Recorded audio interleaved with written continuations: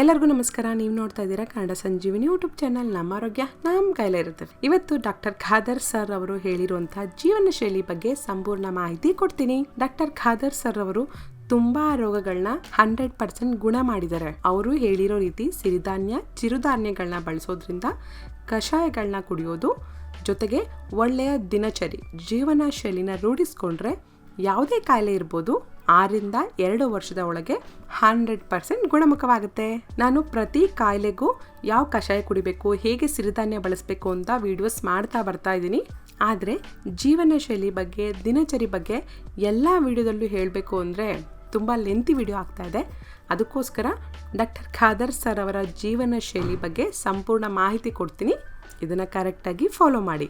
First, ಬೆಳಗ್ಗೆ ಸೂರ್ಯೋದಯ ಮುಂಚೆ ಎದ್ದು 1 ಅಥವಾ 2 ಗ್ಲಾಸ್ ಉಗುರು ಬೆಚ್ಚಗಿರೋ ನೀರನ್ನ ಕುಡೀರಿ. ತಾಮ್ರದ ಪಾತ್ರೆಯಲ್ಲಿ ಶೇಖರಿಸಿಟ್ಟ ನೀರಾದರೆ ಉತ್ತಮ. ನೆಕ್ಸ್ಟ್, ಹಲ್ಲುಜ್ಜಲು ಇದ್ದಲು ಪುಡಿ ಅಥವಾ ಬೇವಿನ ಕಡ್ಡಿ ಅಥವಾ ಹೊಂಗೆ ಕಡ್ಡಿನ ಬಳಸಿ ನಿಮ್ಮ ಹಲ್ಲನ್ನು ಕ್ಲೀನ್ ಮಾಡ್ಕೊಳ್ಳಿ.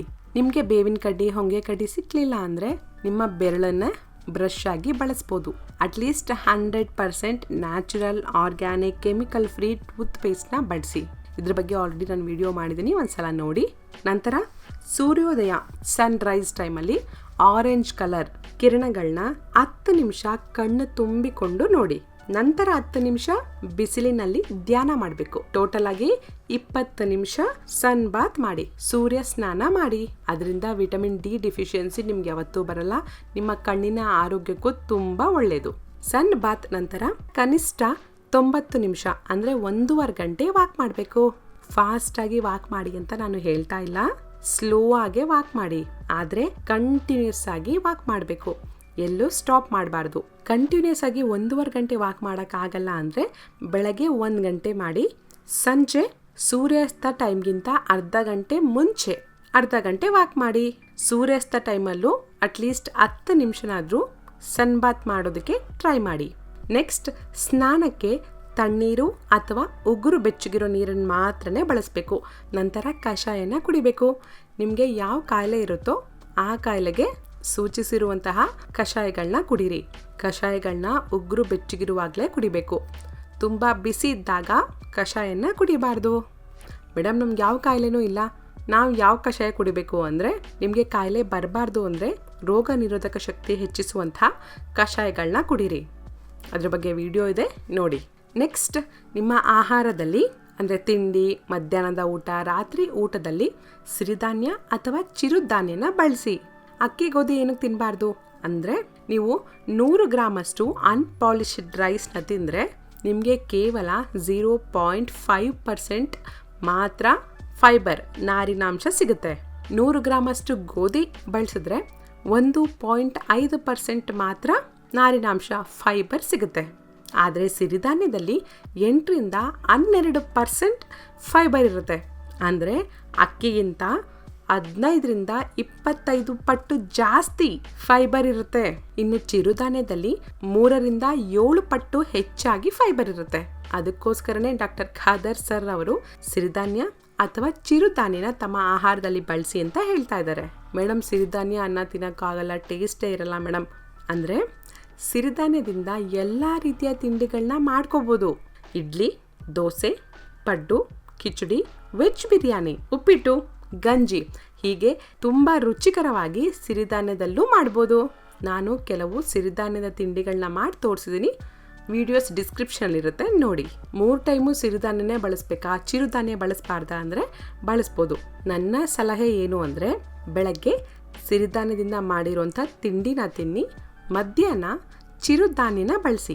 ರಾಗಿ, ಸಜ್ಜೆ, ಬರಗು, ಜೋಳ, ಮೆಕ್ಕೆಜೋಳ ಇವನ್ನ ನ್ಯೂಟ್ರಲ್ ಗ್ರೈನ್ಸ್ ಅಂತ ಕರೀತಾರೆ. ರಾಗಿ ಮುದ್ದೆ ಅಥವಾ ರಾಗಿ ದೋಸೆ, ಸಜ್ಜೆ ರೊಟ್ಟಿ, ಬರಗು ರೊಟ್ಟಿ, ಜೋಳದ ರೊಟ್ಟಿ, ಹೀಗೆ ಇವುಗಳನ್ನ ಬಳಸಿ ಆಹಾರನ ತಯಾರಿಸಿ ಊಟ ಮಾಡಿ. ಇನ್ನು ರಾತ್ರಿ ಉತ್ತಮ ಆಹಾರ ಅಂದರೆ ಸಿರಿಧಾನ್ಯದಿಂದ ಗಂಜಿ ಮಾಡ್ಕೊಂಡು ತಿನ್ನಿ. ಸಿರಿಧಾನ್ಯ ಗಂಜಿ ರೋಗ ನಿರೋಧಕ ಶಕ್ತಿನ ಹೆಚ್ಚು ಮಾಡುತ್ತೆ. ಹೀಗೆ 2 ಟೈಮ್ ಸಿರಿಧಾನ್ಯ ತಿನ್ನಿ, 1 ಟೈಮ್ ಚಿರುಧಾನ್ಯನ ಬಳಸಿ. ಅಕ್ಕಿ, ಗೋಧಿನ ಆದಷ್ಟು ಅವಾಯ್ಡ್ ಮಾಡಿ. ನೆಕ್ಸ್ಟ್, ಪ್ರತಿಯೊಬ್ಬರು ವಾರಕ್ಕೆ ಒಮ್ಮೆಯಾದರೂ ತಾಟಿ ಬೆಲ್ಲದಿಂದ ಮಾಡಿರೋಂಥ ಎಳ್ಳುಂಡೆ ಸಿಸಾಮ್ ಲಡ್ಡುನ ತಿನ್ನಿ. ನಿಮಗೆ ಸಕ್ಕರೆ ಕಾಯಿಲೆ ಇದ್ದರೆ ಲಡ್ಡು ಬೇಡ, ಎಳ್ಳನ್ನ ಅಂದರೆ ಸಿಸಾಮ್ ಸೀಡ್ಸ್ನ ನಿಮ್ಮ ಆಹಾರದಲ್ಲಿ ಬಳಸಿ. ಇದರಿಂದ ಕ್ಯಾಲ್ಸಿಯಂ ಕೊರತೆ ಬರಲ್ಲ. ಡಾಕ್ಟರ್ ಖಾದರ್ ಸರ್ ಅವರ ಆಹಾರ ಪದ್ಧತಿ ಅಂದರೆ ಸಿರಿಧಾನ್ಯಗಳನ್ನ ಬಳಸಬೇಕಾದ್ರೆ ಮಾಂಸ, ಮೀನು, ಮೊಟ್ಟೆನ ಬಳಸಬಾರ್ದು. ಏನಕ್ಕೆ ತಿನ್ನಬಾರ್ದು ಅಂತ ನಾನು ವಿಡಿಯೋ ಮಾಡಿದ್ದೀನಿ ನೋಡಿ. ಅದೇ ರೀತಿ ಸಕ್ಕರೆ ಅಂದರೆ ಸ್ಲೋ ಪಾಯ್ಸನ್ನ ನೀವು ತಿನ್ನಬೇಡಿ, ಮಕ್ಕಳಿಗೂ ಕೊಡಬೇಡಿ. ಮೈದಾಯಿಂದ ಮಾಡಿರುವಂಥ ಆಹಾರ, bakery food, cool drinks, chocolates, soda, coffee, tea ಇವ್ಯಾವನ್ನೂ ತಗೋಬಾರ್ದು. ರಿಫೈನ್ಡ್ ಆಯಿಲ್ಸ್ನ ತಗೋಬಾರ್ದು. ರಿಫೈನ್ಡ್ ಆಯಿಲ್ಸ್ ಬದಲು ಎತ್ತುಗಾಣದ ಎಣ್ಣೆನ ಬಳಸಿ ಅಥವಾ ಕೋಲ್ಡ್ ಪ್ರೆಸ್ಡ್ ಆಯಿಲ್ಸ್ನಾದರೂ ಬಳಸ್ಬೋದು. ಶೇಂಗಾ ಎಣ್ಣೆ, ಕೊಬ್ಬರಿ ಎಣ್ಣೆ, ಎಳ್ಳಿನ ಎಣ್ಣೆ, ಸಾಸಿವೆ ಎಣ್ಣೆ, ಕುಸುಬೆ ಎಣ್ಣೆ ಹೀಗೆ ಒಳ್ಳೆ ಎಣ್ಣೆಗಳು ಸಿಗುತ್ತೆ, ಅದನ್ನು ಬಳಸಿ. ರಿಫೈನ್ಡ್ ಮಾಡಿರುವಂಥ ಅಯೋಡೈಸ್ಡ್ ಸಾಲ್ಟ್ನ ಬಳಸಬೇಡಿ. ಅದ್ರ ಬದಲು ಸಮುದ್ರದ ಉಪ್ಪು ಅಥವಾ ಸೈಂಧವ ಲವಣನಾದರೂ ಬಳಸ್ಬೋದು. ಎಲ್ಲದಕ್ಕಿಂತ ಮುಖ್ಯವಾಗಿ ಹಾಲನ್ನು ಕುಡಿಬಾರ್ದು. ಹಾಲು ಕುಡಿಯೋದ್ರಿಂದ ಎಷ್ಟೆಲ್ಲ ತೊಂದರೆ ಆಗ್ತಾ ಇದೆ ಅಂತ ವಿಡಿಯೋ ಮಾಡಿದ್ದೀನಿ, ಒಂದ್ಸಲ ನೋಡಿ. ಪ್ರಾಣಿಜನ್ಯ ಹಾಲು ಬದಲು ಸಸ್ಯಜನ್ಯ ಹಾಲು ಅಂದರೆ ತೆಂಗಿನ ಹಾಲು, ರಾಗಿ ಹಾಲು, ಸಜ್ಜೆ ಹಾಲು, ಬಾದಾಮಿ ಹಾಲು, ಶೇಂಗಾ ಹಾಲು ಹೀಗೆ ಸಸ್ಯಜನ್ಯ ಹಾಲನ್ನ ಬಳಸಿ ಅದರಿಂದ ಮೊಸರು, ಮಜ್ಜಿಗೆ ಮಾಡ್ಕೊಂಡು ಕುಡೀರಿ. ವಾರಕ್ಕೆ ಒಂದ್ಸಲ ಕುಡಿದ್ರೂ ಸಾಕು. ನಿಮಗೆ ಯಾವುದೇ ರೀತಿ ಕ್ಯಾಲ್ಸಿಯಂ ಡಿಫಿಷಿಯನ್ಸಿ ಬರಲ್ಲ, ಪ್ರೋಟೀನ್ ಡಿಫಿಷಿಯನ್ಸಿ ಕೂಡ ಬರಲ್ಲ. ಸಂಜೆ ಕಾಫಿ, ಟೀ ಬದಲು ಕಷಾಯನ ಕುಡಿಯೋದನ್ನ ಅಭ್ಯಾಸ ಮಾಡ್ಕೊಳ್ಳಿ. ಕಷಾಯನ ಹೇಗೆ ಮಾಡ್ಕೋಬೇಕು ಅಂತ ನಾನು ತುಂಬ ವಿಡಿಯೋಸ್ ಮಾಡಿದ್ದೀನಿ, ತುಂಬ ಸಲ ಹೇಳಿದ್ದೀನಿ. ಸಂಕ್ಷಿಪ್ತವಾಗಿ ಹೇಳಬೇಕು ಅಂದರೆ ಒಂದು ಸ್ಟೀಲ್ ಪಾತ್ರೆ ಅಥವಾ ಮಣ್ಣಿನ ಮಡಿಕೆಯಲ್ಲಿ 150ರಿಂದ 200 ml ನೀರನ್ನ ಹಾಕಿ ಕುದಿಯೋದಕ್ಕೆ ಬಿಡಿ. ನೀರು ಕುದಿ ಬಂದಾಗ ಅರ್ಧ ಹಿಡಿ ಅಥವಾ 1 ಹಿಡಿಯಷ್ಟು ಕಷಾಯಕ್ಕೆ ಬೇಕಾಗಿರುವಂಥ ಎಲೆಗಳನ್ನ ಹಾಕಿ 4ರಿಂದ 5 ನಿಮಿಷ ಕುದಿಸ್ಬೇಕು. ಮೀಡಿಯಂ ಫ್ಲೇಮಲ್ಲಿ 5 ನಿಮಿಷ ಆದಮೇಲೆ ಸ್ಟವ್ ಆಫ್ ಮಾಡಿ ಮುಚ್ಚಳನ ಮುಚ್ಚಿಡಬೇಕು. ಉಗುರು ಬೆಚ್ಚಗಾಗಬೇಕು. ಉಗುರು ಬೆಚ್ಚಗಾದ್ಮೇಲೆ ಸ್ಟೀಲ್ ಜಾರ್ನ ಸಹಾಯದಿಂದ ಫಿಲ್ಟರ್ ಮಾಡಿಕೊಂಡು ಕುಡೀರಿ. ಹಾಗೆ ಕುಡಿಯೋಕ್ಕಾಗ್ತಿಲ್ಲ ಅಂದರೆ ತಾಟಿ ಬೆಲ್ಲನ ಸೇರಿಸ್ಕೋಬೋದು. ಸಕ್ಕರೆ, ಜೇನುತುಪ್ಪ, ನಾರ್ಮಲ್ ಬೆಲ್ಲನ ಬಳಸಬಾರ್ದು. ನೆನಪಿರಲಿ, ರಾತ್ರಿ ಊಟ ಯಾವಾಗಲೂ ಬೇಗ ಮಾಡಿ, ಅಂದರೆ 7 ಗಂಟೆಗಿಂತ ಮುಂಚೆನೇ ಮಾಡಿ. ಊಟ ಮಾಡಿದ 1.5 ಗಂಟೆ ಅಂದರೆ 90 ನಿಮಿಷದ ನಂತರನೇ ಮಲಗಬೇಕು. ಮಲಗುವ ಮುನ್ನ 100 ಹೆಜ್ಜೆ ಆದರೂ ಸ್ಲೋ ಆಗಿ ವಾಕ್ ಮಾಡಿ. ನಂತರ 1 ಗ್ಲಾಸ್ ಉಗುರು ಬೆಚ್ಚಗಿರುವಂಥ ನೀರನ್ನ ಕುಡಿಯೋದ್ರಿಂದ ನಾವು ತಿಂದ ಆಹಾರ ಚೆನ್ನಾಗಿ ಜೀರ್ಣ ಆಗುತ್ತೆ. ನೆಕ್ಸ್ಟ್, ಮಲಗುವ ರೂಮ್ನಲ್ಲಿ ಕತ್ತಲೆ ಇರಬೇಕು. ಲೈಟ್ ಹಾಕೊಂಡು 0 ಬಲ್ಬ್ ಹಾಕೊಂಡು ಮಲಗಬೇಡಿ. ಫೋನ್, ಕಂಪ್ಯೂಟರ್, ಟ್ಯಾಬ್, ಟಿವಿ ಯಾವುದೇ ಎಲೆಕ್ಟ್ರಾನಿಕ್ ಡಿವೈಸ್ನ ಬಳಸಬಾರ್ದು. ಮಲಗೋದಕ್ಕೆ ಅರ್ಧ ಗಂಟೆ ಮುಂಚೆನೇ ಅವೆಲ್ಲನೂ ಆಫ್ ಮಾಡಿ ಬೆಡ್ರೂಮಲ್ಲಿ ಹೋಗಿ ಪ್ರಶಾಂತವಾಗಿ ಮಲಗೋಕ್ಕಿಂತ ಮುಂಚೆ ದೇವ್ರಿಗೆ ನಮಸ್ಕಾರ ಮಾಡಿಕೊಂಡು ಅಥವಾ ಒಳ್ಳೆ ವಿಷಯನ ಕೇಳಿ ಅಥವಾ ಒಳ್ಳೆ ಪುಸ್ತಕನ ಓದಿ ಮಲಗಿ. ಅದರಿಂದ ಪ್ರಶಾಂತವಾಗಿ ನಿದ್ದೆ ಬರುತ್ತೆ.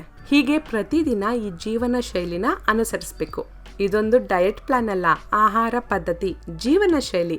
ಇದನ್ನು ಸರಿಯಾಗಿ 6 ತಿಂಗಳಿಂದ 2 ವರ್ಷದವರೆಗೆ ಅನುಸರಿಸಿದ್ರೆ ನಿಮಗೆ ಯಾವುದೇ ಕಾಯಿಲೆ ಇದ್ದರೂ 6 ತಿಂಗಳಿಂದ 2 ವರ್ಷದ ಒಳಗೆ 100% ಗುಣಮುಖವಾಗುತ್ತೆ. ಈ ಆಹಾರ ಪದ್ಧತಿ, ಜೀವನ ಶೈಲಿಯಿಂದ ಡಾಕ್ಟರ್ ಖಾದರ್ ಸರ್ ಅವರು ಲಕ್ಷಾಂತರ ಜನರಿಗೆ ತುಂಬ ಕಾಯಿಲೆಗಳನ್ನ ವಾಸಿ ಮಾಡಿದ್ದಾರೆ. ಡಾಕ್ಟರ್ ಖಾದರ್ ಸರ್ ಅವರ ಯೂಟ್ಯೂಬ್ ಚಾನಲ್ ಕೂಡ ಇದೆ. ಅದರಲ್ಲಿ ತುಂಬ ಒಳ್ಳೆ ಮಾಹಿತಿನ ನೀಡ್ತಾರೆ. ಜೊತೆಗೆ ಮಿಲೆಟ್ಸ್ ಇದ್ದ ಸಿರಿಧಾನ್ಯದಿಂದ ಹೀಗೆ ಅಡುಗೆಗಳನ್ನ ಮಾಡ್ಕೊಳ್ಳೋದು, ತಿಂಡಿಗಳನ್ನ ಮಾಡ್ಕೊಳ್ಳೋದು ಅಂತ ತುಂಬ ಚೆನ್ನಾಗಿ ಎಕ್ಸ್ಪ್ಲೈನ್ ಮಾಡ್ತಾರೆ ಡಾಕ್ಟರ್ ಸರಳ ಖಾದರ್ ಅವರು. ಅದೇ ರೀತಿ ಮಿಲೆಟ್ಸ್ ಶೆಫ್ ಅಂತ ಒಂದು ಯೂಟ್ಯೂಬ್ ಚಾನಲ್ ಇದೆ. ತುಂಬ ಚೆನ್ನಾಗಿ ಸಿರಿಧಾನ್ಯದ ಅಡುಗೆಗಳನ್ನ ತೋರಿಸ್ತಾರೆ. ನಾನು ಡಿಸ್ಕ್ರಿಪ್ಷನಲ್ಲಿ ಲಿಂಕ್ ಕೊಡ್ತೀನಿ, ನೋಡಿ. ನಿಮಗೆ ಈ ವಿಡಿಯೋ ಯೂಸ್ಫುಲ್ ಆಗಿದ್ರೆ ಪ್ಲೀಸ್ ಲೈಕ್ ಮಾಡಿ, ನಿಮ್ಮ ಫ್ರೆಂಡ್ಸ್ಗೆ ಶೇರ್ ಮಾಡಿ. ನಮ್ಮ ಚಾನಲ್ನ ಯಾರಾದರೂ ಫಸ್ಟ್ ಟೈಮ್ ನೋಡ್ತಾ ಇದ್ದೀರಾ ಪ್ಲೀಸ್ ಸಬ್ಸ್ಕ್ರೈಬ್ ಮಾಡ್ಕೊಳ್ಳಿ. ಜೊತೆಗೆ ಪಕ್ಕದಲ್ಲಿರೋ ಗಂಟೆನ ಜೋರಾಗಿ ಹೊಡೀರಿ. Thanks for watching. ಜೈ ಹಿಂದ್, ಜೈ ಕರ್ನಾಟಕ ಮಾತೆ. ಸರ್ವೇ ಜನ ಸುಖಿನೋ ಭವಂತು.